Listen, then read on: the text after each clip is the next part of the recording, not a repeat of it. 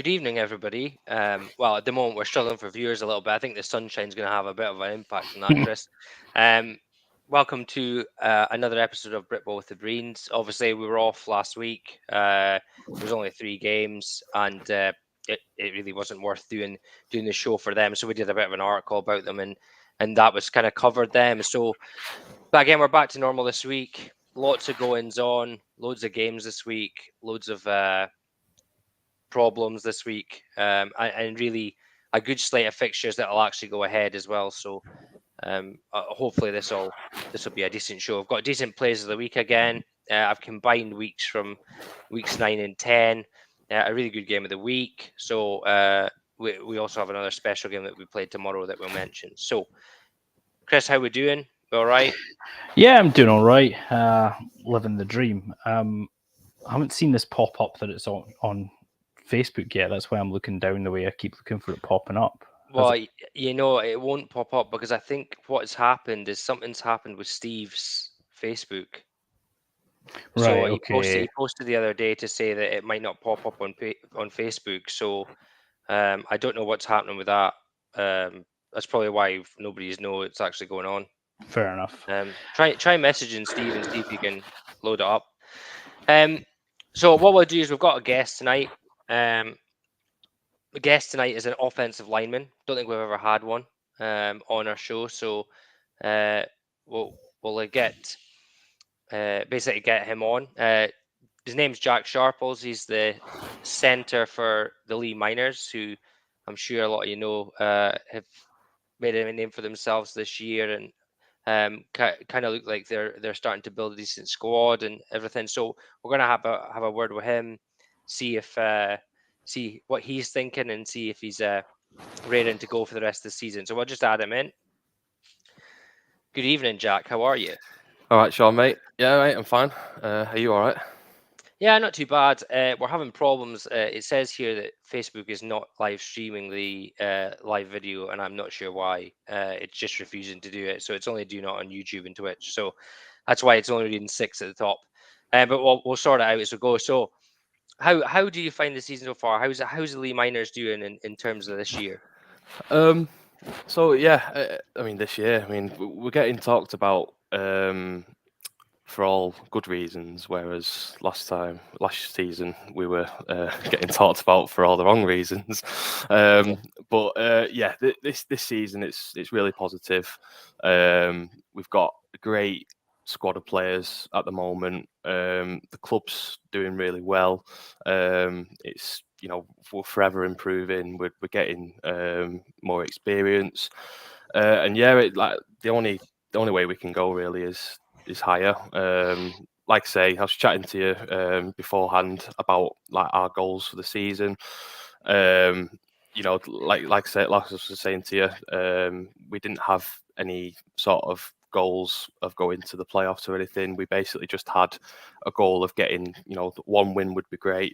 Our head coach, James Hyam, wanted a 500 record. That's still on the cards.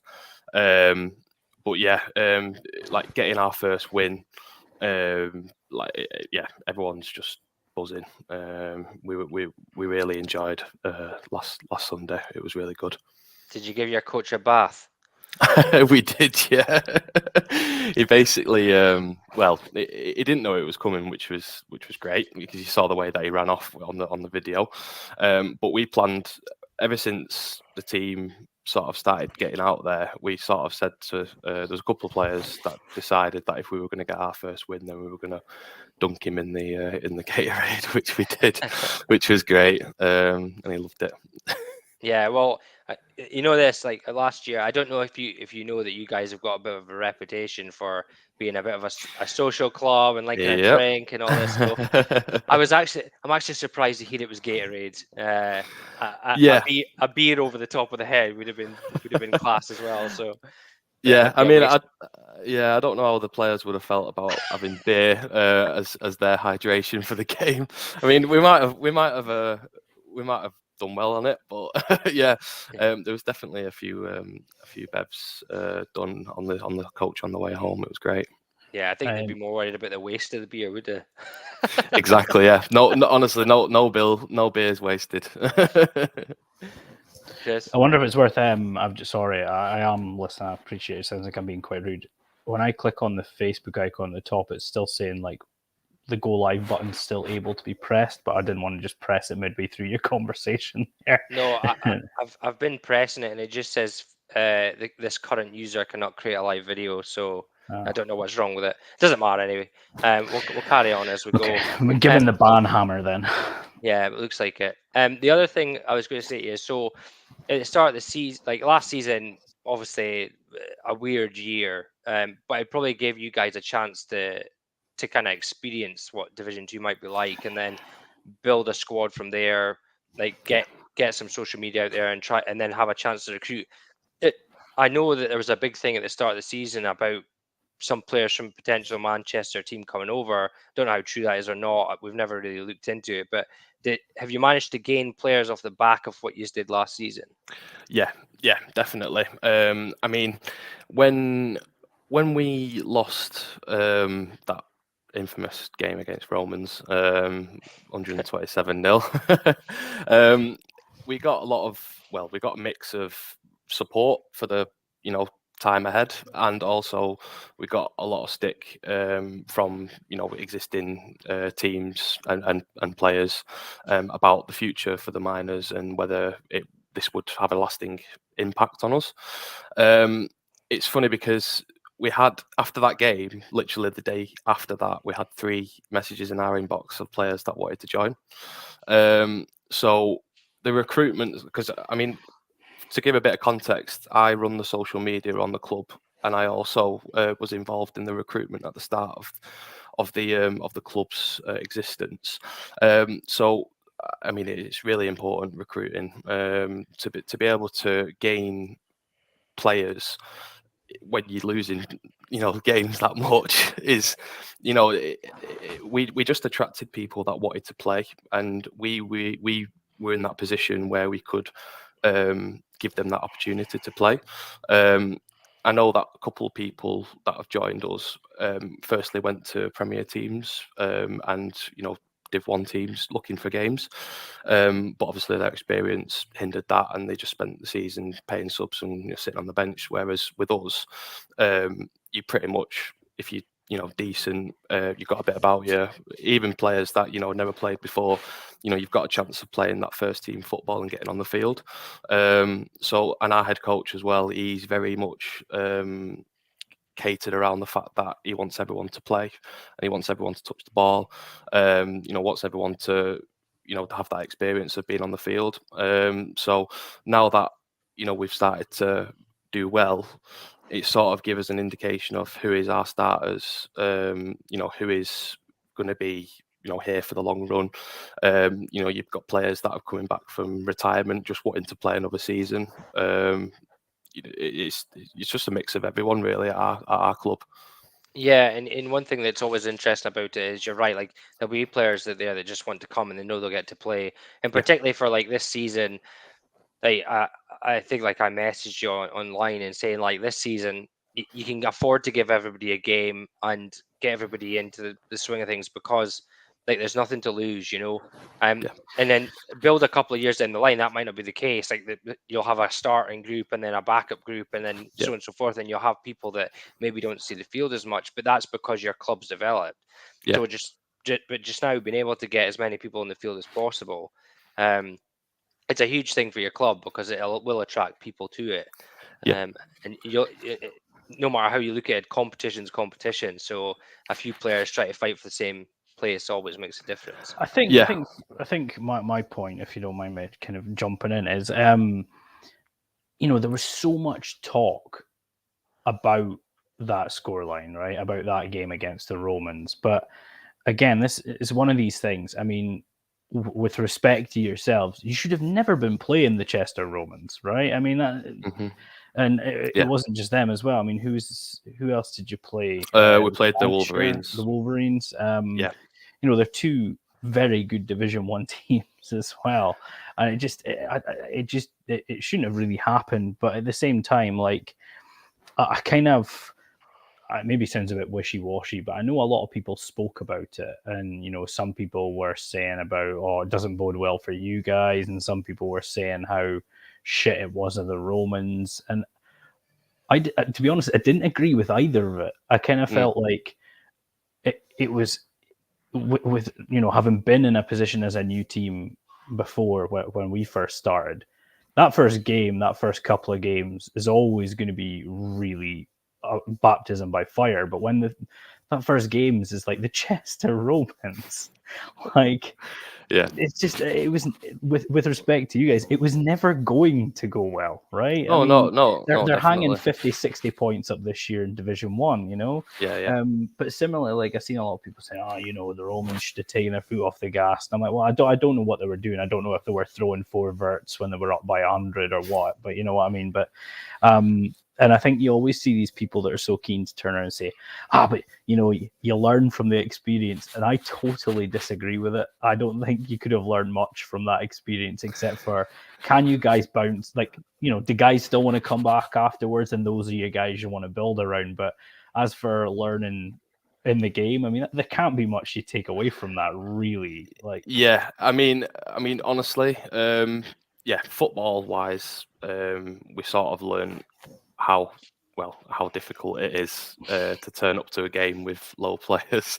And I think the overall factor really it wasn't about the scoreline for us. It was about the fact that we all sort of went to the end, and we all came together as a team and decided that we were going to stick it out. And like, obviously, ability wise, like you say, it didn't really do anything for us, but teamwork wise and the whole aura around the team, it helped massively, because it sort of realized that we're not gonna give up. We are a team that does want to progress and continue. and that's kind of what I was alluding to. The as John said, then, if your whole team had kind of looked at that scoreline and went, that's not for me. But the kind of the learning point was, like, despite the score, you come back from that and you get ready to go again. Definitely. And that's kind of the important side of it. But I certainly, from a standpoint, I didn't think it reflected on you guys as a team at all, that game. No. Because it's just not comparable, really. And it was the same with when Crew were, last year were playing Tamworth, and you're going.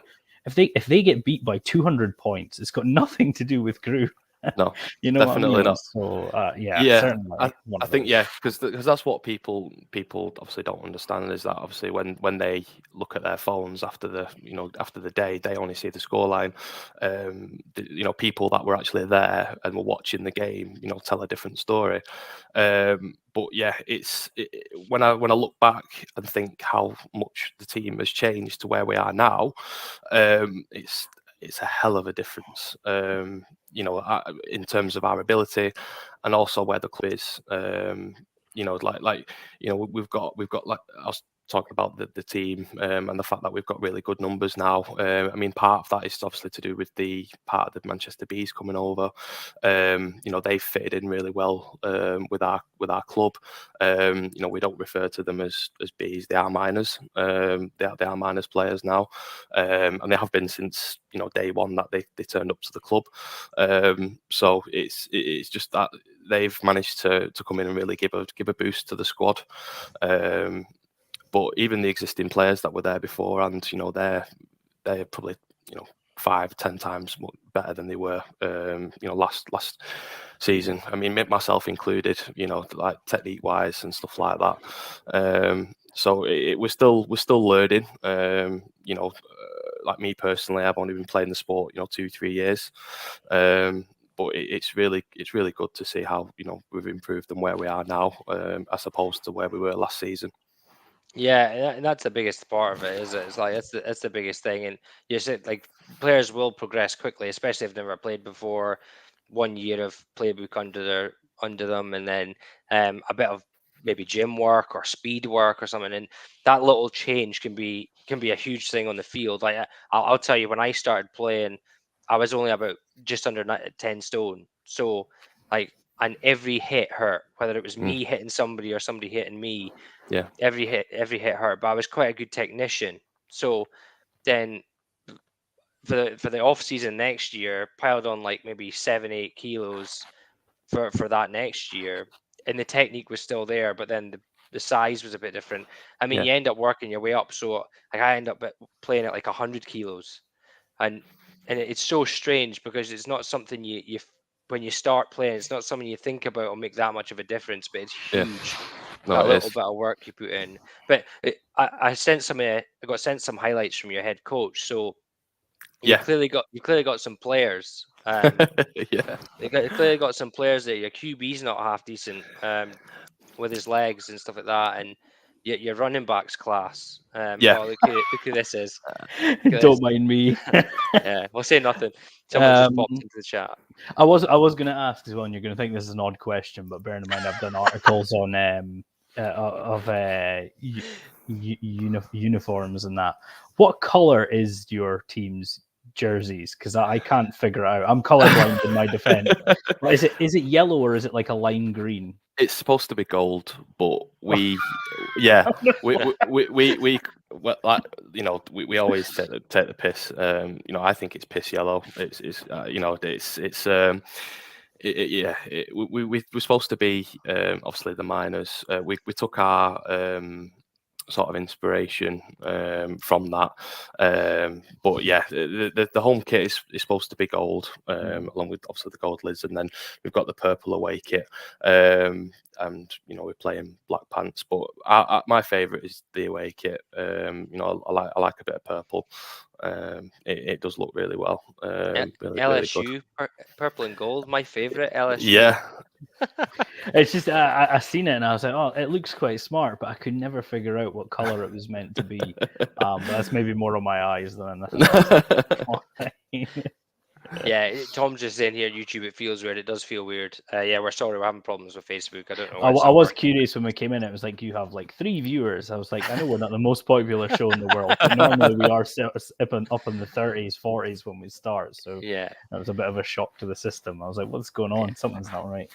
Well, it's certainly good to hear that Lee are on the up, and like I don't know if you've seen the picks from Sport Tank this week, but obviously these are favourites, which and you know this, like that's not just off the back of one game. People have looked at the first game against Staffordshire and went, okay, away from home, they drew. They're at home, they've just thumped Crewe about by a bigger margin than Staffordshire have. So, but we'll not talk about it too much till we actually get onto your game. But certainly a nice thing being the favourites, probably for the first time. Yeah, I mean, like we, as a team, you know, we have a group chat on WhatsApp, and whenever we're talked about, either by, you know, you guys on Sport Tank or, you know, other podcast channels, we always buzz off the support that you know we get, and yeah, like this tonight we saw the picks and straight away in the group chat, look boys, you know, they're going for us, we can't let them down. So you know, it does take into that, which is great. You know, the only thing I would say is the only time we've ever been let down by teams that we picked is when I outed myself as the Jurassic Coast Raptors #1 fan when I was the only one to pick them and they won. And then the next week they forfeit their game. Yeah. So that's the only time I can be let down. So as long as you don't do that, we're all good. There is also a bit of back and forth in our Sport Tank chat, because like a couple of times you'll get one guy that picks one team and everybody else is like, you joking me? And they'll win. And everybody's like, oh no, I've got to stay quiet for a while. But yeah, you're right. No pressure, lads. we'll not hold you to it. So what we'll do now is we'll go on to our next phase of a show. Jack's obviously going to join us. We've got our normal our board here that I'll put up. So I'll just pop this up just now. And there's a scumbag on it. Unfortunately, we really like this team, but they're not getting off with not being in the scumbag section this week. So as our board this week, unfortunately, there's no refs for a number of games, particularly in Division 2. I think at one point, 5 or 6 games in Division 2 didn't have refs. I actually think at one point it was meant to be 6 out of 7 games, but then the Northants Sauce game got refs. But then and that's why they're scumbagged. But then the Sauce now have proved to be weak sauce, pulled out of the game. And then I think there was shortly before that was announced, the Colchester Ouse Valley game got called off because of no refs. But Ouse Valley, I believe, are the closest team next to Northants. And I think people were saying, well, why aren't the officials going there? And I did see an official comment saying that was under discussion. So that Ouse Valley game might actually go ahead. But I don't know. I mean, they've put up a cancelled post. Yeah, but yeah, like, but that's what I'm saying. Either way, it's not their problem. Like they're in there, and it's down as cancelled as well. I've got it postponed, but it's down as cancelled. So, but it's not their fault. Well, it's funny you should say that, because I read a comment on the post about this saying that Bath have declared that this game won't be rescheduled. They're not going to play it. Mm-hmm. Which is utterly bizarre why they would do that. I can't really wrap my head around it. I don't know why it's not being rescheduled. Did it not say about they weren't wanting to extend the season or something? Something like that. I couldn't wrap my head around it. It was just all of a sudden it came out that they're not going to actually play the game. It's not going ahead. Chris and I'm has changed his picture. You know, I'm just like, at what point, like, you know, who takes the forfeit? Who takes you know, who takes the flack for this? Who gets the yellow-red card? You know, sort of thing. So I'm not really sure how this all works. But it seems bizarre to just go, nah, sorry, you're not getting refs, and as much as you don't want to play it without refs, you're actually not getting to replay the game either. I mean, like, I think I posted on one of the announcements the dog in the burning building gif. Yeah. This is fine, and I kind of feel like that's a bit of what's going on at the moment. Let's just ignore the absolute shit show that's going on. Yeah, but yeah, as I say, I think at 1.6 out of 7 Division 2 games didn't have officials, and it was meant to be then obviously 6 out of 25 fixtures this week didn't have officials. And then it actually turns out that one of the Division 1 games, the Glasgow Tigers and Inverclyde Goliath, didn't have officials. So at one point, it was actually meant to be as high as 7 out of 25 games didn't have officials this week. Yeah, it's not ideal. I mean, it's... There's a few posts here. Like, Chris is right. Players have made other plans. Darren, I've no idea where Wellingborough is. Not a clue. But 20 miles is not that far. It's doable. This one is the one that really got Chris angry earlier. Is that someone had posted up saying that Bafra someone involved with Bafra posted up saying that in the big, like, before the season's schedules and that came out, that Bafa and Bafra had a discussion saying how many, Chris, don't even start, how many games that Bafra could possibly manage on a perfect Sunday, you know, like with everyone available. I know my perfect Sunday, don't say it. My perfect Sunday. And the response to that was the maximum games they could manage was 22. And yet there was 25 games scheduled for this week. I mean, it boggles the mind. Like, let's, you know, it's almost like the equivalent of like a construction company going, yes, we can deliver this project in 6 months, and going, do we have enough staff for that? Well, no, but they won't mind if it's a bit late, and just running right through it, you know. So yeah, you know. And what you're saying there is a perfect Sunday in this. Now, I agree with it to an extent. However, I seen a post earlier that, like, quite frankly, made me fuming. And it was like, how can you have games on Father's Day, basically? Should they have them? It's ridiculous. And there's comments under saying, no, it's ridiculous. Why would it? Go see your dad the day before, man. Well, I'm going to say the same thing I said to you. You're right. It's absolutely outrageous. I mean, sometimes they even play games on my birthday. I mean, how can this be allowed? It is totally bonkers. I couldn't believe that comment. I was like, What are they just going to cancel games for every reason on a Sunday? There's literally an international day for something every week. Are they going to do like cancel games for that? What I thought it was so ridiculous, but it's one of these things like games on Father Day are doomed. Yeah, I mean, take your dad. Our dad come to watch all of our games at home, like on Father's Day or not. Like, so it doesn't. It's one of these things. One volunteers may want to spend time with their kids. Yeah, I mean, again, take them down the park, watch football. I mean, still a good thing. The league advised in an email to Valley that there was no room to reschedule. Yeah, well, there isn't because they've just shortened the thing all the way through the schedule. The game should be going to. Yeah, it should. You should. Unfortunately, Chris will tell you because we looked at the playoff scenarios last week. Is that unfortunately that will cost somebody somewhere. That draw will cost somebody a playoff position or something like that. They might have to travel when they shouldn't have, and it does sound a bit brutal. It sounds like every salesperson I've ever met. Yeah. Hi, I'm Barry Scott. They're on the airlines as well. Yeah, we're starting to get comments in because folk are realizing that we're on YouTube now. It's starting to go up. Mother's Day that caused a few of me issues. Yeah, this. I again, like I understand that those days are special, but I mean, if you're at home, go see them before or after. If you're away, go see them the day before. Like it's all stuff that you would think about normally in your normal everyday life. Like I don't understand why you can't do it for a holiday. But again, it's one of these things. So rant over. Worcestershire are scumbags. Everybody else. I've just seen Tom's comment, right?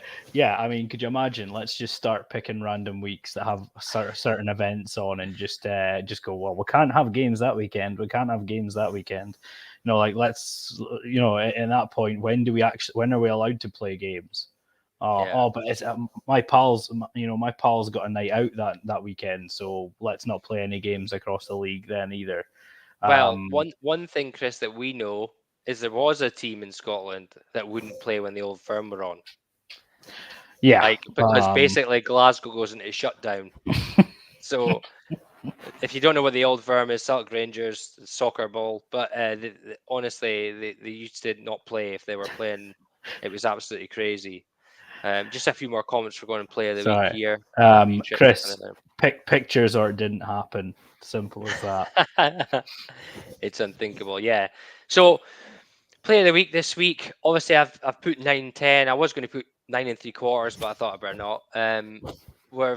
I've managed to pick 3 plays this week. Chris had no say in these this week because I was a bit last minute and trying to find them, and there wasn't many out there, to be honest with you. One of them involves the team that our guest this week is in. So I'll bring these up one by one and we can go through them. So again, I know that the link isn't working on Facebook, but a link's been posted on Facebook. So if you want to share the link, go ahead. So this is the bit we like everyone to see. So first play is from the Nottingham Caesars versus Shropshire Revolution. Okay, so I'll let it run through. It's a little bit jumpy. QB takes a snap, throws the ball over the head, and I don't know how he grabs this, by the way, but he does. So watch again here. This is like quite a strong arm throw here, just off the back foot, but I don't know how he catches this. it's obviously a one-hander, but it's given me vibes. Like I don't know if you'll recall ever seeing there was a Wisconsin tight end a couple of years ago, and I don't actually think he'd even turned to look at the ball yet. And like the ball got driven right at him, and it basically just landed in between his arm and his side, and he didn't even really know it was there, and he just sort of looked down, and the ball was caught somehow, and he didn't. It kind of gives me a bit of vibes like that. He didn't actually know that the ball was going to be there. Yeah, well, I mean, in realistic terms, I think he just one hands it like literally at this point here with his left hand and secures the ball and catch. So it's an absolute unreal catch. So again here, you don't see him at the start of the shot. He comes in here, he's shouting for the ball at this point. Like his arms up, give me the ball. He's going to beat this defender here now. Really, if he doesn't catch this ball, it's probably PI. But he reels it in somehow, and it's an absolute cracker of a catch. And this is from 2 weekends ago. So that's number one. For some reason, it wasn't letting me load more than one at a time. Sorry, So we've got this about that play. Yeah, no, I mean it's not about that. Like the play side of it is fine. It was just like we watched. I've watched it obviously a couple of times now, and I just couldn't really figure out like how he actually made the grab. It was a ridiculous grab. Oh yeah, it was an absolute cracking grab. Like the person that sent me this, I was sitting there speaking to them, thinking, I don't know where that's come from. It's absolutely ridiculous. But yeah, free play, so throw it up. But again, it is a decent throw. It's where the defender can't really get it either. But it's just he's having to go through the defender to catch that. This next one, East Kilbride versus Inverclyde. Watch it through the first time. Oh, almost fumbles it. Oh, spin move. Oh, takes a cut. Good block. Jumps outside. Oh, he's going to get tackled here. No, runs over a guy. There's another guy. No, runs over him and takes it to the house. So this, I've watched this a couple of times because I thought it was absolutely hilarious. He almost fumbles this ball straight away. So he almost fumbles the ball, spins to get out the first one, jumps out the way of the next one, runs over one guy on the sideline, runs over two guys on the sideline, and takes it to the house. It's honestly, this is I'll be quite all honest. I'm thinking this is of is like spectacular Waterboy here, play. though. Just like, I'm gonna and pause it here. we miss one tackle, two tackles. Yeah. Oh, he drops the ball, has time to pick it up and dust it off and walk in and touchdown before our guys even know what's hit him. Yeah, it is. Like he I say, he basically almost fumbles this. He's just grasping it. This one's just a great spin move. Like the guy isn't like over committing too far or anything. This is just a great move to get out of it. But you'll see here, I don't know what this guy's doing. He's facing the wrong way. But this here, block. This here, block. This here is going to be a block. When these guys come down, this guy's going to come in. It's just like all over blocking. There, all the blocks here. This guy's going to come in and block, which would maybe be a bit of a risky block in the back. But then after this point, this guy just goes, I'm getting to the end zone. Just runs over this guy, runs over this guy. And I'll tell you now, from watching the highlights of this game, 31 is a load.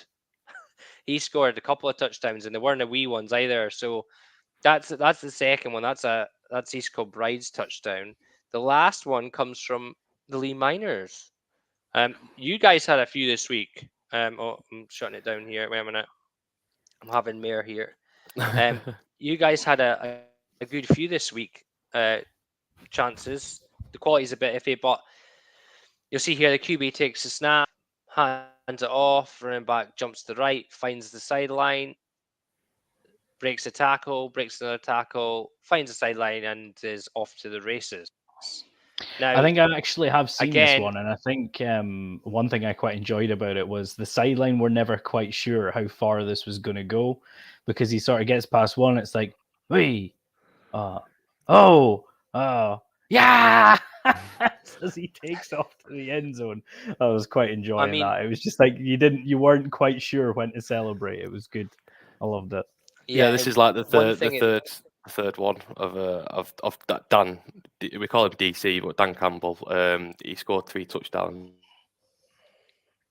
Yeah, not the Dan Campbell from the Detroit Lions. And was it? This is his third one.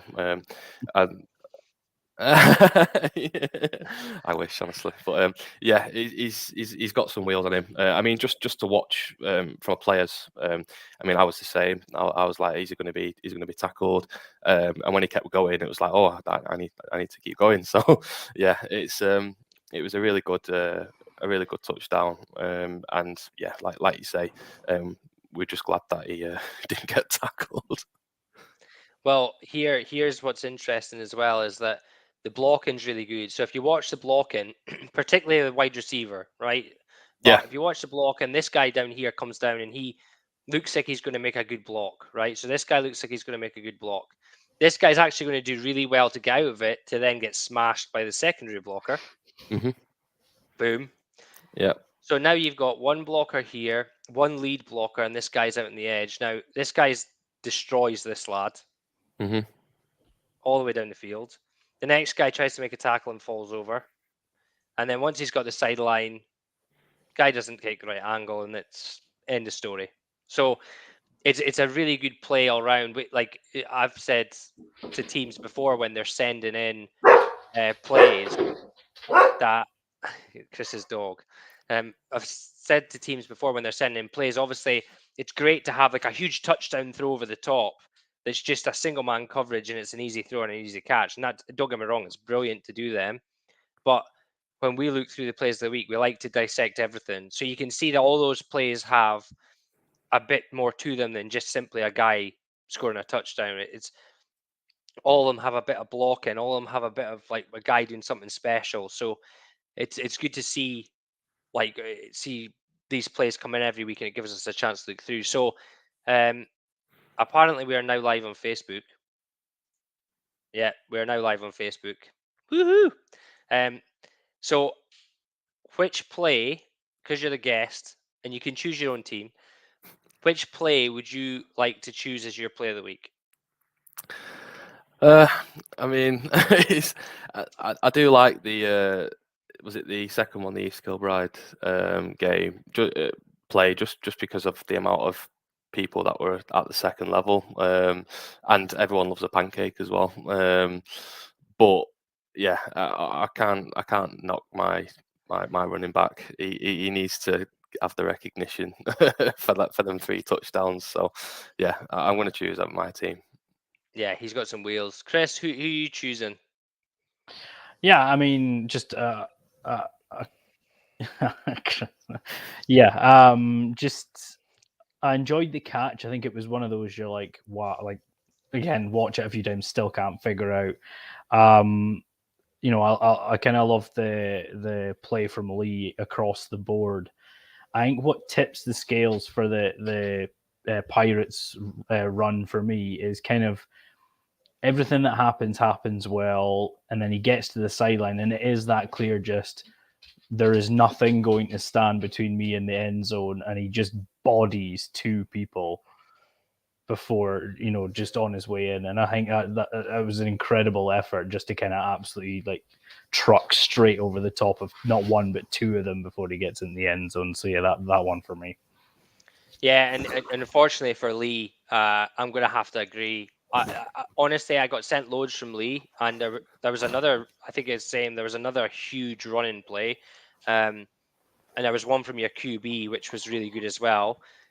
But I sat and watched East Kilbride play at least 20 times this afternoon, thinking, I like that. This guy just he wants a touchdown. And I say it wasn't his first. I think he got 3.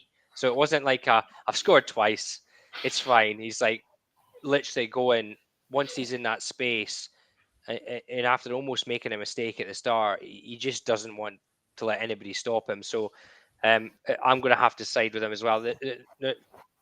Caesar's catch was absurd. I still can't figure out how he managed it. But yeah, our play of the week is going to be this one because, quite frankly, it's absolutely mental. See if I can get the right starting point. So yeah, so this is him here. We'll show it one more time.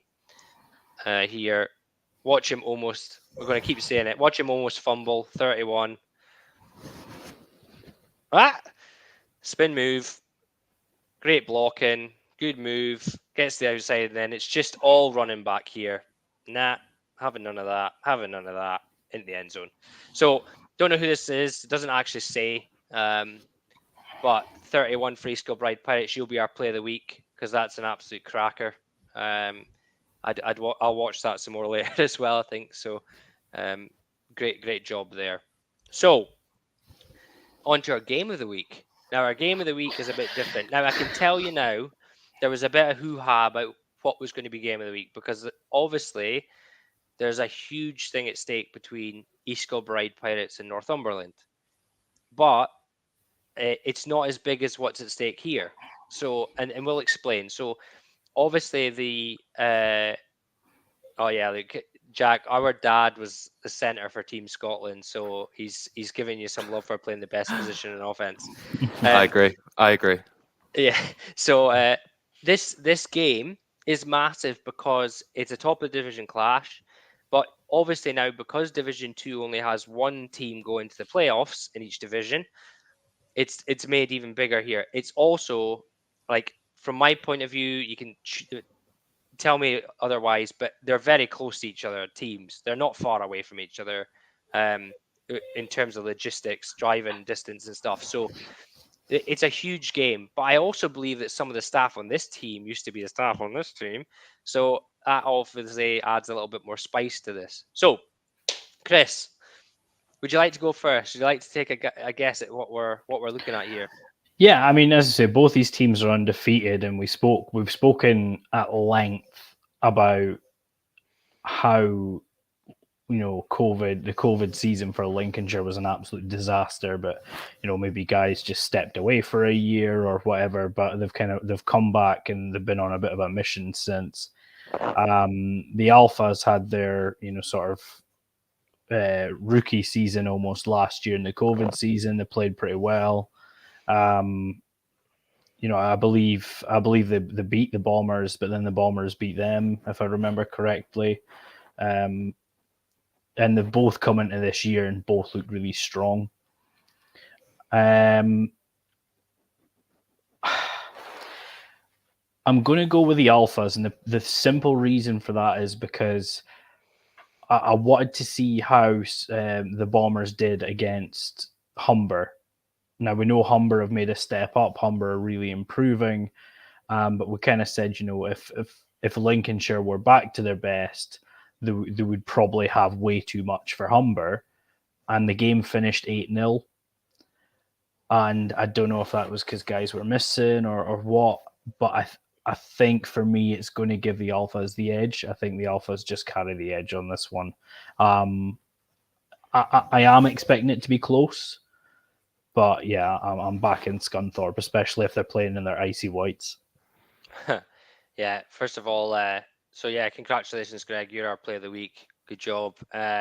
Nathan, I'm almost on the same lines as you. I think my scoreline on the picks contest was about the same. So I'm the opposite side. I've put Lincolnshire, but I think it's by inches. The thing I've got here is the two teams have the fixtures they've played. The score lines have been so similar, like really, really similar. And even last week, although Lincolnshire only beat Humber by 8 points, the differential between Scunthorpe and Humber wasn't much bigger. So it was a little bit bigger, but it's not that huge.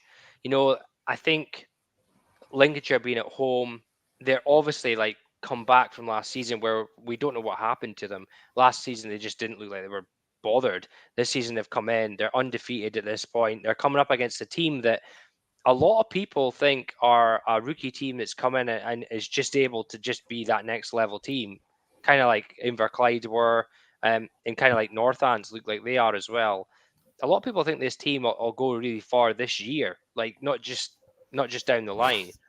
But Lincolnshire do have a bit of experience over the years, and I just think this is going to be really close. And if it comes down to just having to make a play, I think Lincolnshire might squeak this one. So that's the only reason I'm picking them. I think it'll be a mighty close game. That's why we've picked a game of the week. So we'll see how it go. Jack, who do you think?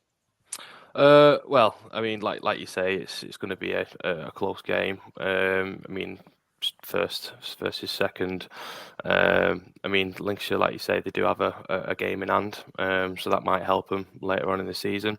But if they can put up a good score against Scunthorpe, I think it'll sort of, I don't know, solidify them as being the best in that division. That said, I'm a big fan of the Alphas. I do follow them on social media. They've got a good setup. I personally believe that Alphas will just nudge it by a touchdown. Yeah, I think it's pretty split in the picks as well. I can't remember exactly how it is split, but I think there's both sides have picks. And I think the Scunthorpe Alphas whole program looks really great, and Yeah. some of the stuff we've seen. But it's definitely a game of the week for us. It's going to be so close. I think. Knowing our luck, one team will go blow out the other, and we'll look like idiots. But hopefully that's not the case. We'll see how it goes. Yeah, I'm blaming this now broken mandatory bye week filled season for my poor results this year. I kind of think it's throwing me off. I'm used to making the picks every week and being ready to go, but this week with 2 games and weeks with no games, it's really thrown me off my game. I've just not been on it, so we'll wait and see. To answer Nathan's question, I believe as it stands currently, Lincolnshire have fewer points against per game. So if they tie, Lincolnshire would be top of the division. So I should actually have a go at Lee here, because I put out our playoff standings, and Lee went and ruined them like straight afterwards. I was like, God damn it, I'm gonna have to change them round. So, but that's a good thing. It's fine. The Steam did it as well, didn't they? They absolutely wrecked it too. The Steam did it too, because they'll jump Gateshead, so putting Gateshead out, and really realistically, are Darlington going to lose? Don't know, but because of this forfeited game, does that come into play? That's going to be. Don't know how that works out. So no, because the only thing it'll affect is their points against per game. Okay. Because if the forfeited game becomes like a null game, then it'll just be a case of. Oh, but then again, it would affect their winning percentage, would it? Because it goes it goes by winning percentage. So just go if you flag up Harrison's comment. So the first tiebreaker is head to head. So at the moment, the Steam would be ahead of Gateshead because they beat Gateshead by more than Gateshead beat them. Mm-hmm. But what I'm saying is, if it's a forfeit or the game's nulled, then that would bring their win percentage down because they've lost a game. Like if you'd won 7 out of 7 instead of 8 out of 8, your win percentage is still 1 or 100, right? Mm-hmm. But if you've won 6 out of 7 instead of 7 out of 8, then your win percentage would be lower. You think? Yeah, here's the. No, it would be mathematics. It would be. Yeah, because there's more games. Yeah, they don't count in the average points against Tom, but in the win percentage column, it would affect their win percentage. And if my maths is not totally off, Gateshead would jump them. Yeah, so that's going to be scum of the highest order if that goes down. Baffa will be going in a huge box. Oh man, could you imagine? I'd get Darren. I'd get Darren on the show just to have a rant at them for an hour. Just Darren, on you come. I couldn't even imagine if that happened. Yeah, it's bad. Oh, how did we miss out in the playoffs because we didn't have refs and the game couldn't go ahead? Oh, yeah, it's bad. I don't even bear it. I hope it doesn't come to that because honestly, what a shitty way to miss out in the playoffs. See if you're Nottingham, would you give them the game? Or do you not get the choice? If you're Nottingham, would you go, right, we're not going to play this game anyway. It's going to cost us the playoffs. We'll take the loss. Well, it kind of depends, really, because you obviously don't want the forfeit on your record, do you? But on the same token, like, they've got rid of the yellow-red card system, which means that it's not going to affect you. I don't know. I mean, I can't even believe that's a situation. If they still had the yellow and red system, I think that teams would be giving it more thought, definitely. But like you say now, the sauce would be gone. Yeah, the sauce would be red carded.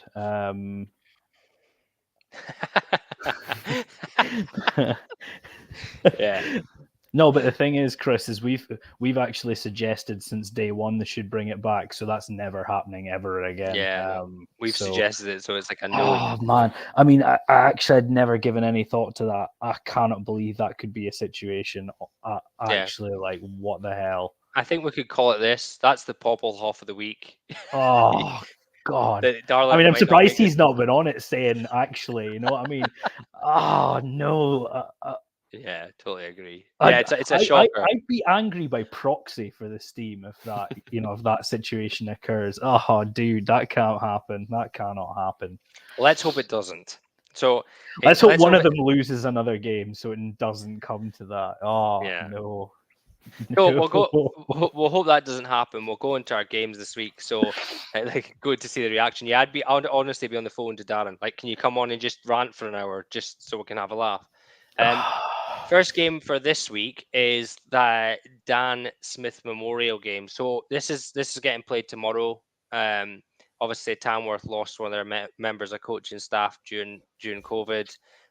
So this is for him. Unfortunately, I don't think it'll be much of a game. I think it'll be a bit of a blowout.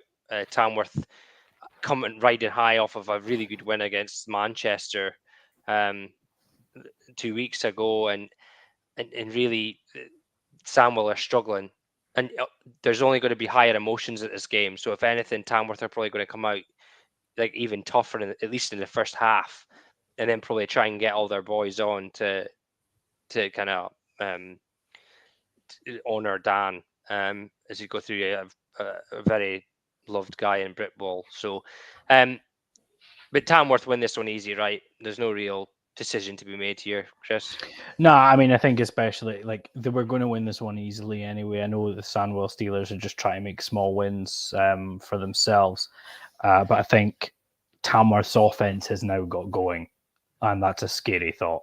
You know, we waited and I'm not 100% sure. I would be guessing to say, but like, you know, we waited and we waited and we waited, and the offense just did not get ticking. And then they kind of played the Edinburgh Wolves, and they kind of just came to life. And since then, the offense has been going. So Tamworth with the offense moving again is a scary thought, because that'll keep the defense fresh, and that defense is scary enough as it is. Exactly, yeah.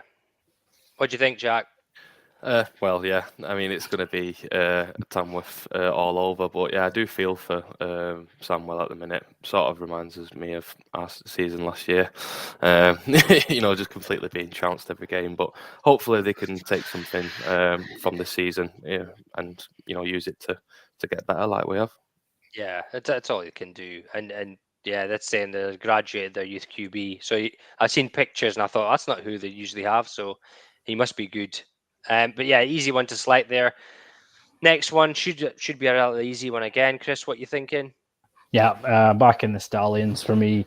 Even the Blitzby got off the mark at last with a win against Sussex, but I think Stallions will be too much of a tougher test. Yeah, Jack. Yeah, pretty much the same as Chris. Yeah, Stallions all the way. I'll be smug as anything right now, because 2 weeks ago I said, the Hornets are undefeated, but watching all their highlights in game film, I think that if Wembley figure out how to stop number 30 running, they'll win. Hornets only scored once, right? So I've got to figure that Wembley went, oh, number 30 is that good, let's stop him, and all of a sudden they win away from home. After being 3-0, they're back to 3-2. You're thinking, what's going on? They beat the undefeated Hornets and then totally muck up my power rankings. But yeah, great win for Wembley there. I think they'll take care of business this weekend. Next one doesn't have refs, but I would believe this is a huge game though. Jack, we'll let you go first just to pick one here. If you don't know anything about them, that's hard. Let us know and we'll go through and describe it first. Do you want us to go through first? Right. So, yeah, if you can, please. Right. So, Inverclyde, obviously came in won Division 2 in their first year. Have been beaten heavily last 2 weeks ago by East Kilbride, but East Kilbride do that to a lot of people. They do have a decent team. Their QB / running back / he plays at other positions is very, very fast. He's a good player. They've got physical boys up front. This game is a relegation game in my mind, is it not, Chris? Yeah, I mean it is. It kind of it flat out is really, because I believe both these teams have lost to Lancashire, who were probably the next closest to them. But the Goliaths won the first game against the Glasgow Tigers 12-8. And realistically, if the Goliaths win this game, obviously then they need to win 3 games to stay up. In reality, so if Glasgow lose this one, they're down. Yeah. So for me, I think Inverclyde being at home, with the fact that there is actually Division 1 football on the line. I think Inverclyde Goliaths will win this one. I think Glasgow will take their best squad up they can and try and beat them, but I think Inverclyde will squeak past them. Chris, what do you think? Yeah, I mean, it was a closer game than I was expecting last time because the Goliaths, outside of the Pirates, the Goliaths seem to put up points quite regularly. So to only win 12-8 was a little bit of a surprise given how leaky the Tigers' defense had been. But yeah, I mean, again, it's one of those, isn't it? I mean, a game that's this important should have officials, but I digress onto the same issue again. I'm not going to answer your question, Nathan, because we've had this argument before. Half an hour. Half an hour. But yeah, I think from what I've seen from highlights, Glasgow, if they want to win this game, have to put everything they can into stopping Bud. Yeah. Stop him running the ball, make him throw the ball. If you can't stop him running the ball, they won't win this game. No, but I think the Goliaths will have too much in the end. Right, Jack. Now, off of that information, would you like to do a selection? I'm gonna base this selection off the fact that there's no refs, so I'm gonna go for the Tigers because anything can happen. There might be that call that might have been called if there was actually refs there, but gets missed. That might be enough to spur them on, and plus they're away, so they're gonna want to come back to their place with a W. So yeah, I'll go for the Tigers then. There's another horrendous scenario for you. Imagine getting relegated off the back of a non-referee call. Oh, let's move on. Chris, I'll let you go first in this one. Birmingham Bulls versus Shropshire Revolution. Birmingham Bulls. Straight up, not even a chat. Straight up. I know, I kept expecting to see the Revolution improve, and it just hasn't happened. And the games don't get any easier for them along the road, and they're getting to the point where they're being backed into a corner to avoid relegation. But I think where you're going to see the true scrap for them is when they face Halton for the second time.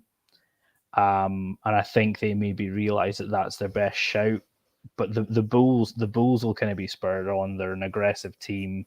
They've done well in their first year in what is a division of fire, to be honest. And I just think the Bulls have too much. Jack? I'm going to go for the Bulls as well. They're another good outfit. I'm a big fan of them. I mean, like you say, Shropshire, getting beat off Halton the game, they're going to want to try and prove a point there. So, but yeah, I think this game will go for the Bulls. Yeah, I mean the Bulls have been getting they ran Nottingham close. They've played decent football at times. They ran Chester close 2 weeks ago, but Chester didn't have their starting QB, so we'll take that into consideration. But they do have a good team. They're at home. I can't see Shropshire winning this one, so it'll be 3 out of 3 for the Bulls on this one. The next one, speaking of the Romans, I don't know if their QB was just missing because of personal issues or anything, or a trip away or something. Hopefully he's not injured. Either way, I don't think it's going to make a difference here. I think Chester are strong enough to go in here and beat Halton without their starting QB. And I generally, if they have him, I think it could get quite messy. Jack? Yeah, Chester all the way. I mean, like you said, just to echo what you said. I mean, even without the QB, their wide receiver talent and also their offensive line is unmatched. I don't think this guy here, biggest man in Britball, I think.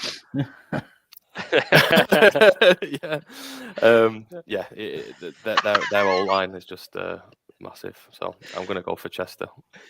Yeah, it's look, they're starting to come in here. I don't know if you know about this, chat, but yeah, there was a golfing incident where a QB went missing. We found it pretty funny in our group because everyone.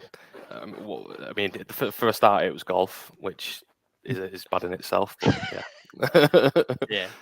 Yeah. Chris, what do you think about this game? Easy.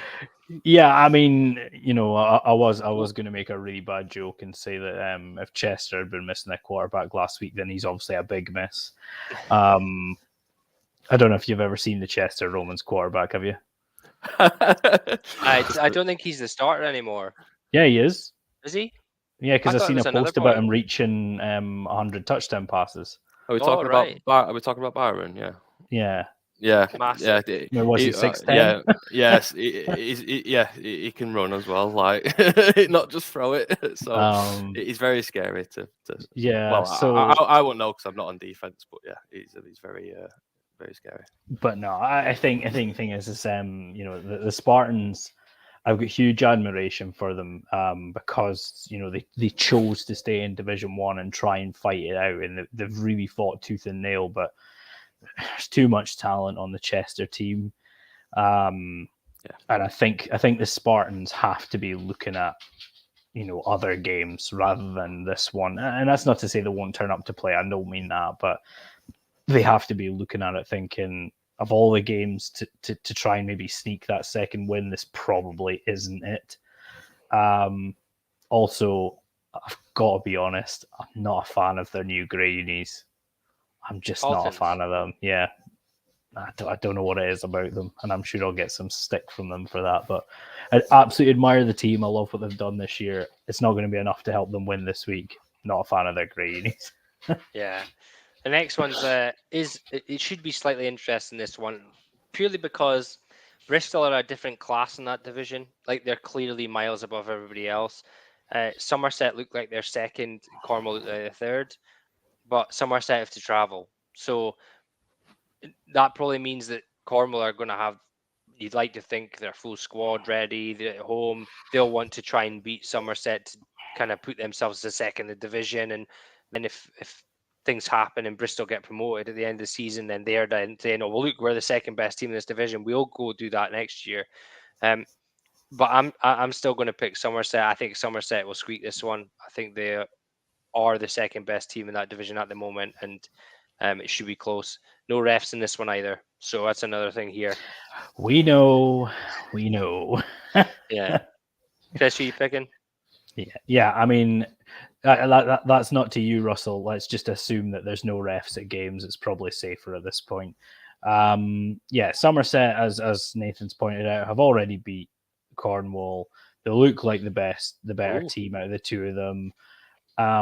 My geography of the southwest of England is not the best, admittedly, but I'm fairly sure Somerset and Cornwall are not that far apart either. I'm sure someone will correct me in the comments, but I don't think it's that much between them. I think Somerset have too much, and I think they beat them comfortably again, to be honest. Yeah. Jack? I mean, based on what you guys have said, I don't really know these teams that well, just because they're so far away from us. But yeah, I'll probably go with Wyverns as well. No, 2.5 hours between the grounds, Chris. So that's about our closest home game, then, our closest road game. So, yeah. Cornwall's the place to be. It's going down. Look at that. 3 hour drive, 2.5 hour drive, 2 hour drive. I think we find out that Russell likes to speed. Yeah, it's a place to be if it's a sunny day, Cornwall. So we'll see how that goes. Next one should be a pretty straightforward selection. Chris, I'll let you go first so you can give a bit of background to it. Yeah, I mean, I think the Wolves have looked really good this year, and that's why I was quite surprised when their game with the Phoenix was not as close as I thought it would be. But yeah, I mean, generally, not as fast as your quarterback, Chris. He drives 400. He only drives 400 yards, though. That's a pretty big drive, to be fair. I mean, this game in general, I think again, Sheffield seem to hang in there in the first half. They've done it in pretty much all their games. I think this year they were close to the Titans, they were close to the Phoenix, they were close to the Wolves last time. I think I expect it to be close until half time, and then the Wolves kind of just to pull away, especially with being the home team as well. Yeah, Jack. Yeah, pretty much the same. I like Wolves, and yeah, I think Sheffield, like you say, they're just that team that is just there, but they're not quite over the line yet. So I think it's just going to be Wolves' day. Yeah, I think like the Wolves. The Wolves are a solid outfit, and they have been for years and years. They've got a new coach this year, and he seems to have brought in some players. He seems to have brought a new philosophy to the team again, and they look tough again. Now Tamworth beat them at home, but Tamworth then went on and beat Manchester, so um, they handily beat Sheffield away from home. So I can see this only going one way. Yeah, I'm sure he probably is actually. Yeah, Paul, I've just commented back to you. We're not there yet. We'll get there soon. Next one, quite a big game again. Hertfordshire Cheetahs versus Rushmore Knights. Hertfordshire undefeated. They've looked really good, especially on defense. Offense still feel it needs a bit of work. Chris, did you say you got a percentage based on how much the defense has scored? Yeah, I'd have to double check it. If you give me a minute, I'll get back to you. If you do yours first, I'll find out exactly what it was. Basically, the defense is doing really, really well. The offense needs to up their game if they want to continue being undefeated. Rushmore managed to just go to Bournemouth and score at the death to beat them. But they do have a really solid team. I don't think they'll have enough to beat Hertfordshire on the road. Their defense for Hertfordshire is really tough, so I can't see them scoring many points if they struggle to put up points against Bournemouth. So Hertfordshire for me all the way. Chris, you want to go in with your thing? Yeah, so I contacted Coach Barnes because I believe I seen them score 5 defensive or special team touchdowns in 2 weeks. And I asked just out of curiosity I got this wrong. What percentage of the points for the Cheetahs had been scored by the defense, and he told me the defense and special teams had scored 37.5% of the Cheetahs points, which is utterly ridiculous. Right now, we've said all year, and I kept saying it, and I actually said it when these two teams met the first time round, that if the Cheetahs offense didn't turn up, they could be in trouble. And it was the one game where they actually did turn up. I think they had 3 passing touchdowns that game against the Knights. So yeah, it's the same story. I mean, the Cheetahs should win, but they cannot keep expecting to get a return of 2-3 touchdowns a game by their defense and special teams. Chris, that's not true, actually. It was 21 of the points that were against you because they had 3 pick sixes. What a shame. Sorry to be just to go, here's a truck. I'll just run you over. But no, and that's the thing. It's not saying that their defense can't keep up that scoring rate. It is not an insult to their defense. Their defense is very, very good. But at some point, the offense needs to step up and do something. Now, if they do again, like they did for the Rushmore game, then I expect the Cheetahs to win, with a decent level of comfort. No edits on here, my friend. But again, I feel like this game will be a lot closer than it should be because I'm just not as convinced by the Cheetahs' defense. I mean, offense, sorry. I'm definitely convinced by their defense. They've had 2 catches in the last 2 games that have been immaculate receptions. So one of them, and I think both went for touchdowns. So 2 touchdowns possibly from their offense had come from a ball getting hit off a player, rebound into somebody else's hands. And that's mental. That's absolutely mental that happens not just once, but twice. So yeah, I mean, they need to clearly iron out some stuff on the offensive side. I think defensively they might have too much, and they should squeak by this. But yeah, I want to see more out of this offense. I really, really do. Because if you put a good offense alongside that defense, that is a team I would not want to play. But right now, you always feel like you're going to have a chance if you just don't turn the ball over. because then you're relying on their offense to score the points, and it just hasn't worked well for them so far. But they should win the game. I'd expect the Cheetahs to win the game. Yeah, Jack. Well, I don't have anything to add really. I mean, like you say, if the defense is really that good, then they should be able to stop them, Rushmore scoring. I mean, there was a comment there saying that they're always improving every week.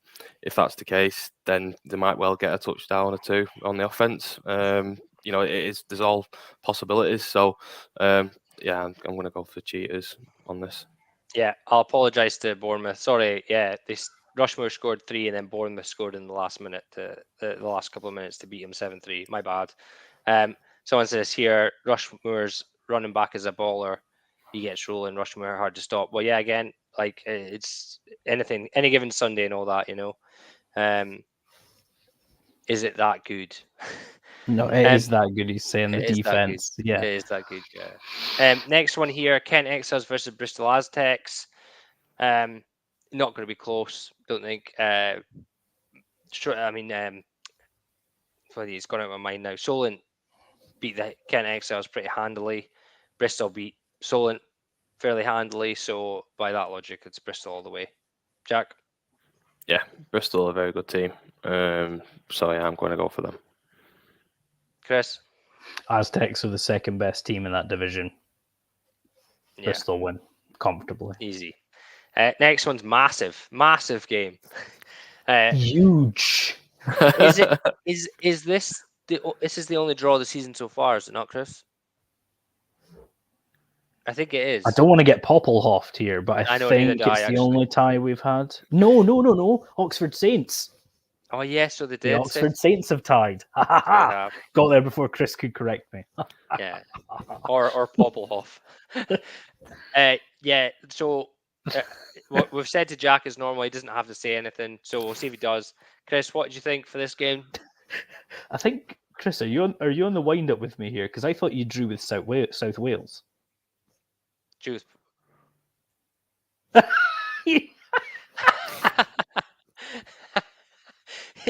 Right, he's been on the wine. Chris, have you been drinking tonight? Have you had a few? Oh dear. Yeah, I absolutely hate when I do this because you'll maybe already seen our picks. I was one of the few people that actually backed the Surge this week. Sorry about that. I actually it was one of those. It may as well have been a coin toss because I think this is going to be an outstanding game. We actually discussed this as the game of the week because I think it's going to be really close. I'm purely just going off the back of from the fact that Lee were seconds away from the win against the Surge the first time round, and I think that. I don't know. I know it seems silly to almost reverse that and say that due to that, I think the Surge could sneak this one, but I do. I just feel like that's almost like a devastating blow, isn't it? When you were, that close to it. And I think that maybe favors the Surge a little bit, but I'd love to watch this game. I think it's going to be a great game to watch. I really do. And I'm not just saying that because you're here. I think this will be a great game to watch. Yeah. I mean, it has been, the last game, obviously against Crewe, we're coming off a win. We're feeling really good about that. I mean, we did honestly think us offense on the sideline when those last seconds. We did genuinely think it was going to be our first win, and we were getting so it was actually worse to lose like that. Well, I say lose because I do think it is still a loss. It feels like a loss. It was horrible. It was horrible. Yeah. But yeah, our main goal really is to stop their QB because he is an absolute tank of a guy. He's more of a running back than a quarterback, honestly. He's not the one that's more like a fullback, is he? Yeah, he really is. So when there's not a pass on, he's just gonna go for it. And he's scored most of their touchdowns. He scored the last minute touchdown against us to bring it to 25 all. So if we can stop him, then we've got every chance of just blowing this game wide open.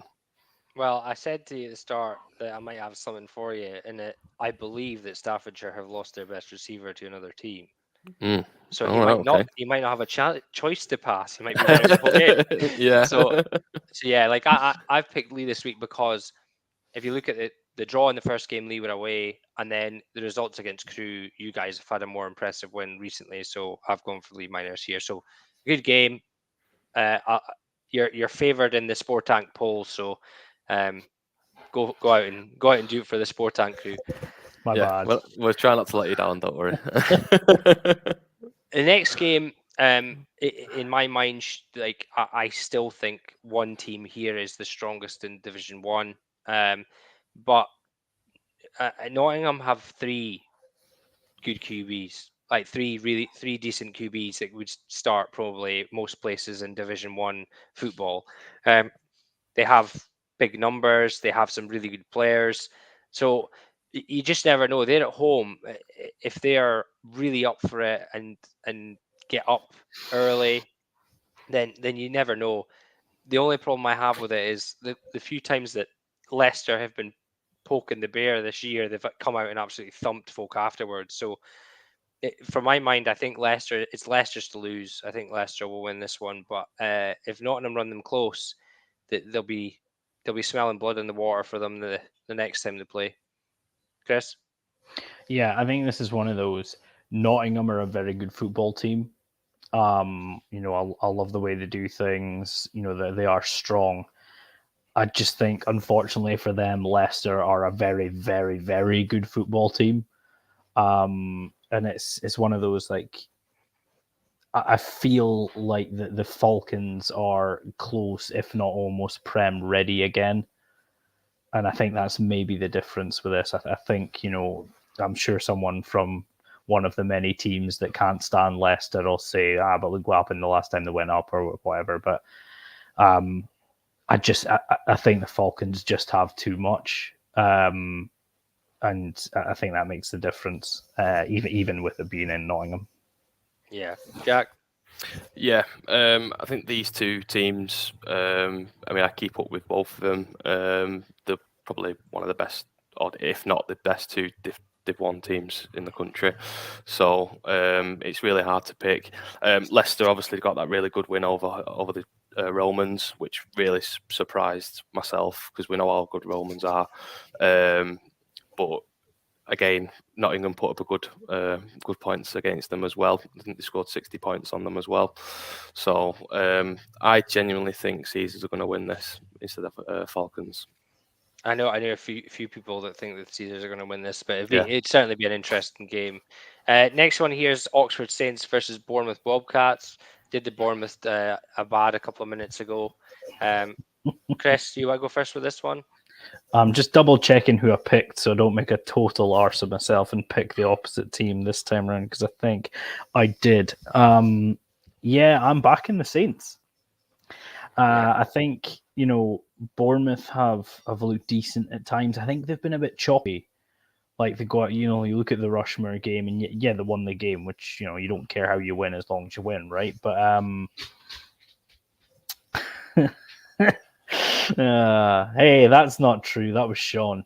I had nothing to do with the website thing. That was 100%. Or the logo thing. Or the logo thing. I had or nothing the to do with that uniform either. thing. Or the uniform. Nothing to do with me. But I think with this being at home for Oxford, I do think, like, I actually find that the Bobcats' offense has been a bit choppy this year. I think as well, what we spoke about with Oxford was that, that they kind of really fixed those red zone issues that plagued them the previous year, and I think they've looked good. They ran the Cheetahs close, and that was despite their offense scoring more for the Cheetahs than they did for themselves. Or it was the same amount, I guess, but still. And I kind of think, when it kind of all clicks together, I think the Oxford Saints are a really strong team, and I actually think they're going to win this game. I think it's going to be close as hell, but I think they win the game. Yeah, Jack? Yeah, I'll go with Chris. I'll go with him. He seems like he knows what he's talking about. Yeah, I think It's all a ruse. obviously Hearts think that Oxford's by 2 scores. I think I'm going to pick Oxford as well here. All of them remain unchanged. Oxford better O, Bournemouth better D. That'll create a good matchup. That I think for me, Oxford, yeah, they've cut out the mistakes this year. It certainly looks that way. They've got some ballers, especially the wee rookie running back / wide receiver / returner. So I'm going to pick them this time. The next game's an easy one. East Essex Sabres. Chris. Yeah, we were quite unpopular at the start of the season, I think, or you were, because I had nothing to do with the power rankings, because the Sabres wanted in and they kind of felt like they were being left out. And I think a lot of it was to do with the fact that like they were winning games like 8-6 and 10-8 and 6-0. And I actually, I think this division should actually listen to me more often, because I said to them that the offense in that division had been absolutely gross and they needed to step it up. And then both games combined for over 60 points, I think, in the week after I said it. So maybe I should just keep saying it. Maybe they think this is going to be a tight, low-scoring game and we'll get lots of points. But no, I think going into this, I think the Sabres are too good for this one. Yeah, and the reason, we didn't put you in the power rankings for ages because your division's not strong and you weren't putting up points. So go hammer folk and you'll stay there. It shouldn't be a hard decision, this one. Jack. Yeah, I'm gonna go with you, Sean. So yeah, I think Sabres will win.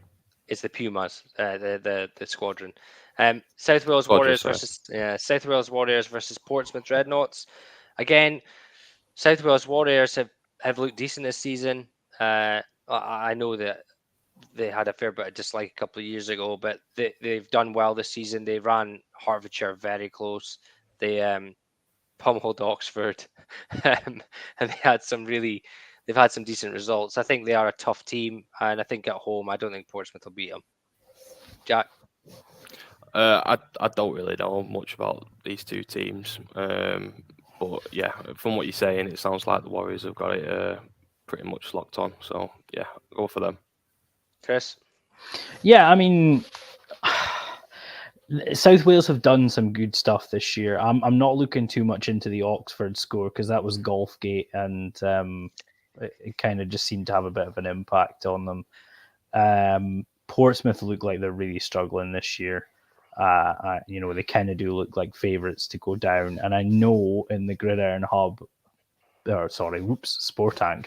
How dare you? The Sportank picks, I've backed the Saints, but the more I've sat and thought about it, I believe my university quarterback will be making his first start for the Dreadnoughts this weekend. So I kind of have to double back on myself here and say I'm going to back the Dreadnoughts. So we'll kind of wait and see. He'll probably text me later and go, "Nah, change of plan. I'm probably on holiday or something." But I'll give him the benefit of the doubt. I'll go with the Dreadnoughts. Yeah. Next game again should be an easy selection. Easy one, Chris. Yeah, Hornets. Jack. Well, I don't really know much about this, so can you tell me more? I can. Sussex haven't won a game all season. They've been thumped. They've been thumped almost every game, and the Hornets were undefeated until they got beat by Wembley 2 weeks ago. Right. Okay. Yeah, we'll go for the Hornets then. I think realistically, Sussex are probably going to get relegated, right? And having Sussex in Division 2 is a shocker. But it's also should be scare the living daylights out of everybody in the South for Division 2 next year, because they Not don't just the deserve. South; it's a national final now. Oh yeah, so it is. It's such a shame that what's happened to them. But I think the Hornets win this one pretty comfortably. Next one is Swindon Storm versus Hereford. Swindon. I mean, the last was it last week? When did they got hammered by someone a couple of weeks ago? Was it Hereford that beat them? Aye, Swindon, yeah. Yeah, Hereford beat them 54-0 or something. So this there's no way they're turning a 50-point swing.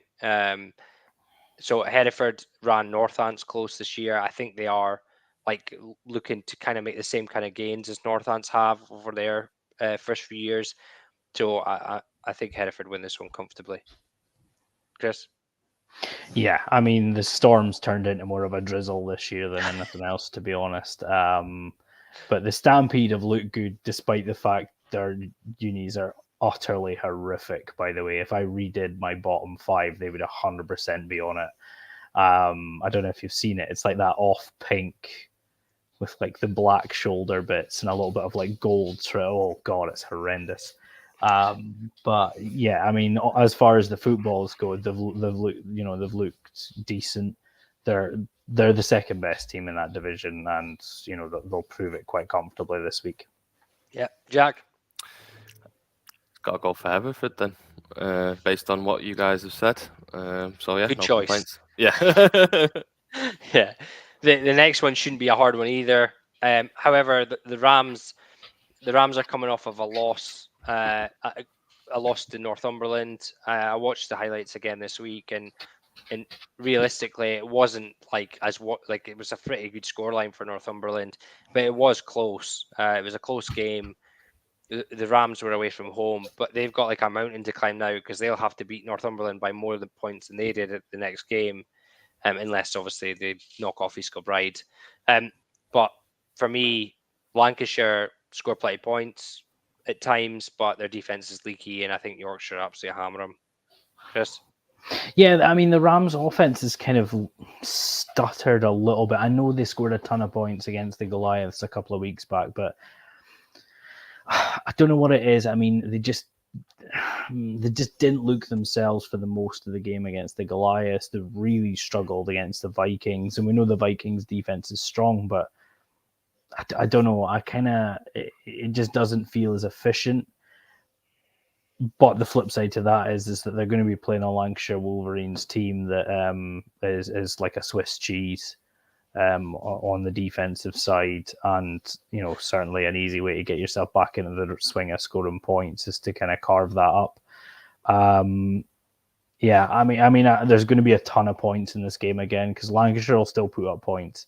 It will be tons of points, but it'll still be inevitably a big score, big victory.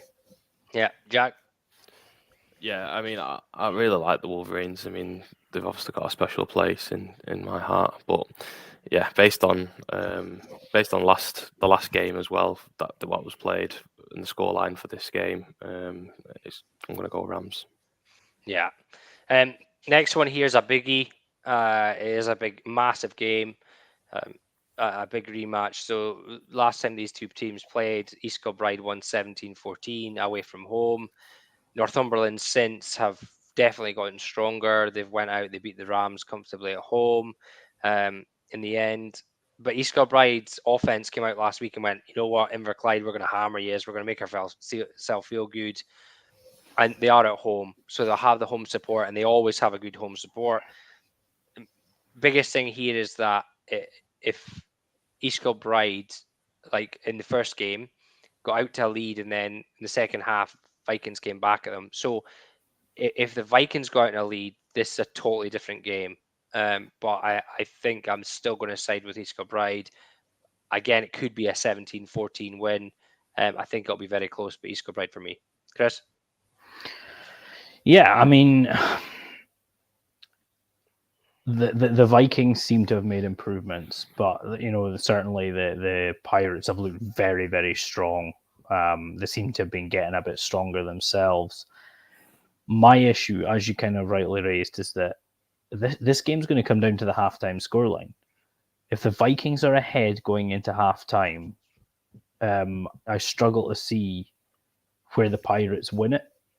Because certainly in a lot of their games, they were in the lead, and you talk about the Rams game, they were up comfortably, up 2 scores or whatever, 3 scores, and almost lost it against the Vikings. They were up by 2 scores, they almost lost it, and if you're then behind going into halftime and you're constantly struggling to make those second half adjustments, I worry for them, and I actually think the Vikings are going to win this one, despite the fact it's at East Kilbride. The Rams are like that. Jack? Yeah, I was going to lean towards the Vikings just purely because like it's an away game, and I think all teams get a spur from being away. And if it's as close as you say, there's a couple of points in it, then I reckon these guys will get the win. Yeah, be interesting. The next game's an absolute stonker as well. Um, Obviously the Blitz are going to want revenge here, and Solent are going to want to finish above them. Now the Blitz being, I think Blitz are what 1-4, 2-4, or something like They're that. second bottom of the division. It's Yeah, so grim. which is totally bonkers. Solent are flying high. They've beat teams. They've lost obviously like heavily to the Warriors, but that's no surprise. They lost to the Aztecs, but again, not really a surprise. When they beat the Blitz in the first game, like I had the Blitz still above them in the power rankings, and eventually I had to drop them down just because they're not winning any games. I guarantee you the Blitz want this one. They will not want to lose this game, so it's going to be extremely close. The picks in the Sport Tank are heavily Blitz, so I think that everybody's thinking the same lines. They're at home. They played fairly well against the Warriors a couple of weeks ago, and I think Blitz will take this one. It won't be by 20 plus points, but I think they'll take this one. Chris? Yeah, I mean, I absolutely hated picking against the Solent Thrashers this week, because everything about the game said I should back them. Everything about the previous matchup, how they've played, the teams they've beat, knowing that they're going to be getting a few bodies back, everything tells me I should pick Solent. And for some reason, I just think this is the Blitz's game to lose. And it's one of those, like, I like to, when I do these things, I at least try and kind of justify where I'm coming from, and I can't. I just feel like this is the Blitz's game to lose. Yeah, Jack. I'll be Chris's want to vote for the Thrashers, so I'll vote on his behalf. So at least someone's going for him. Yeah, I think everybody knows how good a team Solent are, so there's no way that Blitz will get to walk this one, but it's going to be an interesting game. The next one, however, is not. Anyone for anything but Warriors? Nope. I mean, this is good. This might get nasty. Yeah, see how bad this one gets. Yeah, I mean, the Olympians are down. As good as down. The Blitz are at home. The Blitz are at home. The Olympians are as good as down, and it's more about pride than anything. But you don't gain pride by playing the Warriors. You take a hiding. Yeah, it's not nice. So I can't Jack. Are you happy with the Warriors pick here? Yeah, yeah. I know. I got the eye. Yeah. Yeah, it'd be nice to see the Olympians put up a bit of a fight, but I can't see it. This last game, I actually feel sorrier for the Merseyside Nighthawks than most teams because I think Manchester are going to go out and want to absolutely batter them. Like you've just come off of losing a game to your closest rivals that most people thought you'd win. It wasn't. It was a close game, and they don't like each other, quite frankly. So I get a distinct feeling that Manchester are going to come out and just want to hammer Merseyside this week, and I feel sorry for Merseyside because they've actually had a couple of decent weeks this season when they've played the lesser teams, but an angry streak of Manchester, I worry for exactly how big this score could get. There you go, out for blood. There's your warning. So I think that this is going to be an absolute thumping, but obviously I hope I'm wrong. I like to see a closer game, but I don't see it. Chris? Yeah, and I think it's the thing. I mean, the Manchester Titans will have taken that defeat personally. And from certainly the players involved that we know of, they will be taking that personally, and I feel like they will be taking that into the Merseyside game. And I just don't think it's going to go well for the Nighthawks at all. No, this is closer to your neck of the woods, is it not, Jack? It is, yeah. Yeah, Titans are only a stone's throw away, but I was surprised that the Phoenix beat Manchester. I thought Manchester were going to go unbeaten this year, so the fact that they haven't. No, he's stopped there. Yeah, it certainly is. I think I think they'll come out saying there's some shit housery in the first game, so it'll be interesting. Yeah, We love that. We love it. love a bit of shit housery. We love it. It might cost you a few boys on Sunday, but we love a bit of shit housery. Yeah, we love it. So yeah, that the only thing we've got left to do here is the cancelled games. Obviously, the Steam Raiders, Northern Knights versus the Sauce, and Ouse Valley versus Colchester. As I said, the Ouse Valley one might go ahead yet, but I'm not holding my breath. I've literally just seen a post come through from BAFA. Yeah, I'm reading it right now. They've made an announcement based on what's been going on. I actually want to cover a few points just as a blitz through. Be quick because I have to jump off in 5 minutes. Yeah. Tell Amy I'm sorry. It's my fault. I'm the bad person for holding you up. How dare I? I find this sentence, this paragraph, really. It's basically what they're trying to say is we acknowledge that things haven't gone well. So what are we going to do to change it? And to be quite frank, the answer is nothing. Yeah. Long story short, but I find a couple of sentences in this thing really kind of disturbing. Where's the one I was looking for? It's saying BAFA and BAFRA are both fully committed to helping improve it. This one, yeah. So, and this one really disturbs me. The impact of the 2-year hiatus has resulted in the reduced availability of facilities or dates to host games, which has compounded the issues. No, the reduced availability and dates was a decision made by BAFA. Fuck off. Right? That is literally trying to blame the teams for your mess. Yeah. Absolutely not. Like, I'm sorry, what a load of absolute twaddle. I just don't get that. And then, although bye weeks have been built into the schedule this year, it has been for good reason. It is vital we give our national teams the best possible platform for success, and the pauses in club fixtures allow for GB practice weekends as our squads prepare for world and European champions over the coming months. Now, I agree that the idea of having this more time to work with the GB squad is a good thing. But if it completely destroys the entire rest of the game, how is that beneficial in any way, shape, or form?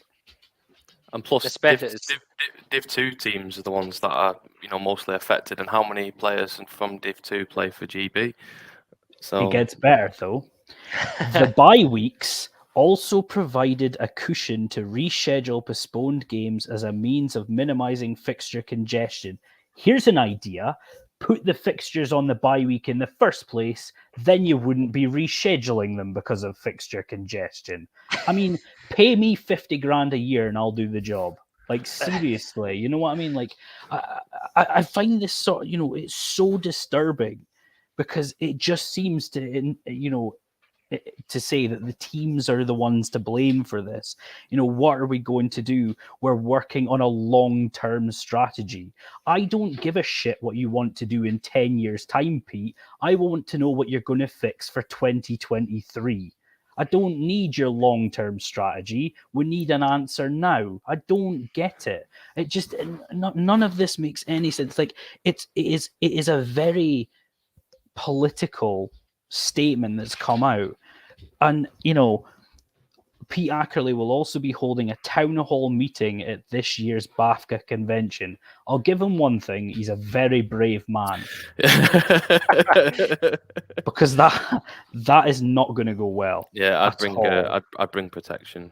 I just, and like, as I say, what's next? Over the next few weeks, we're anticipating some further challenges and pinch points. We told you this 6 months ago. We'll work closely with BAFRA and impacted teams to see if there are opportunities to be more strategic with officiating crew allocations to spread the workload, and whether there is a leeway to move some games to a quieter weekend.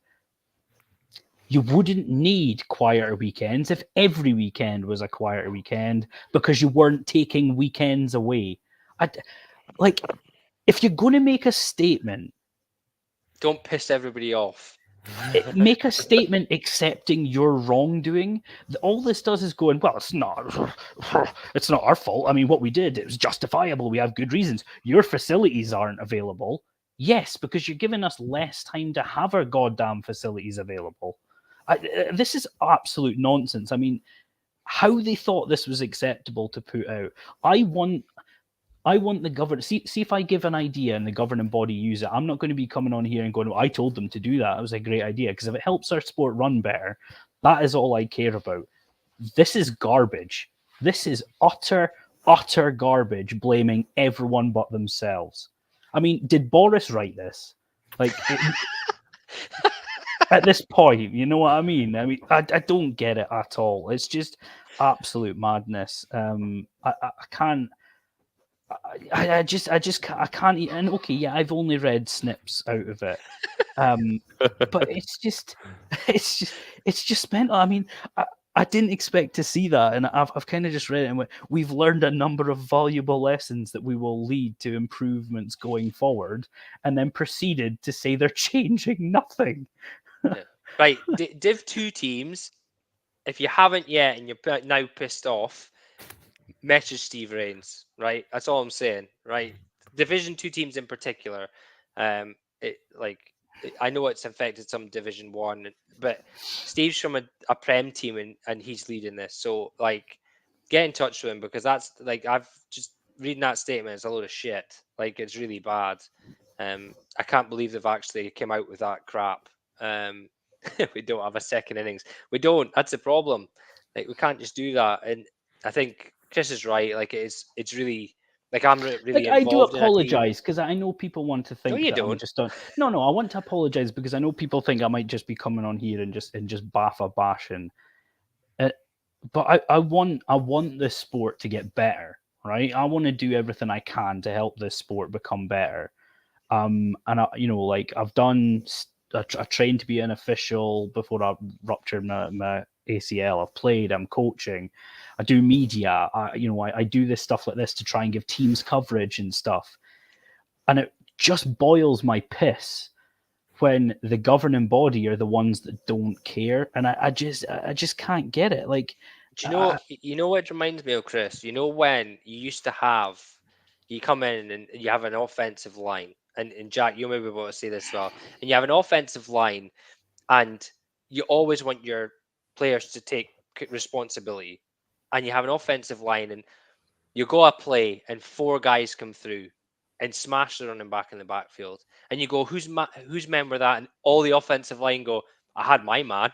It's like, well, clearly you didn't. Like, 4 of them were through on our running back straight away. So clearly you didn't. This is basically Baffa's version of that. We'll not take the blame for this. We'll pawn it off on everybody else and say, oh no, it's not our accountability. Like, that's really bad. Like, it's just, this comment just reminds me of American Pie for some reason.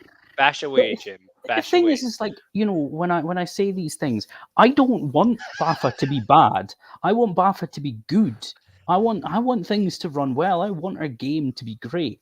But the flat out point of this is, if I was that bad at my job, I would not be getting paid to do it anymore.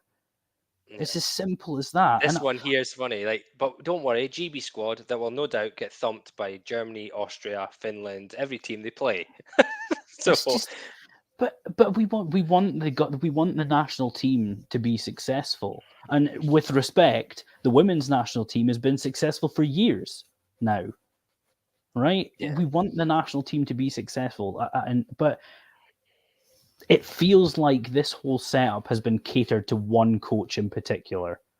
And I don't need to name that coach, because anyone who knows anything knows exactly who I'm talking about. It sounds like one coach went, this would be a good idea, and they went, yes, sir. And they've not cared about anyone else in the process. And I find that statement is utterly laughable. It really is. Next year, judging by what they've done this year, next year they should basically come out and say, right, we're tiering the fee system. Premiership, you're guaranteed refs, you pay £60 a month.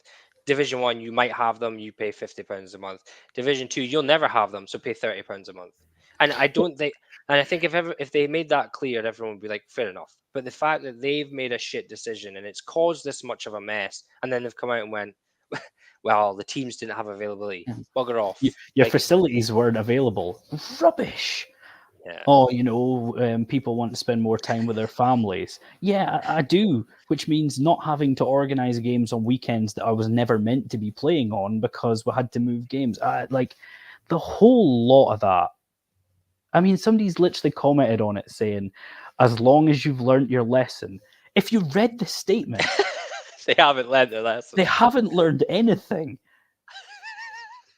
I don't get it. It's so frustrating because I want this sport to be good. You know what I mean? I want us to start sending more players across to the States and going to college in the NFL. I want it to become big. It's just the whole way it's set up right now is just criminally run. Yeah, it's bad. I've seen that as well. But it just, I'm going to the coaching convention and I will 100% be attending that town hall. And I don't think I'll be allowed to ask Can a you question. live stream it? I genuinely don't believe I'll be allowed to ask a question. I'll be I've seen him before. Don't let him ask. It'll go badly. But like, I don't know. I mean, I apologize. I really do.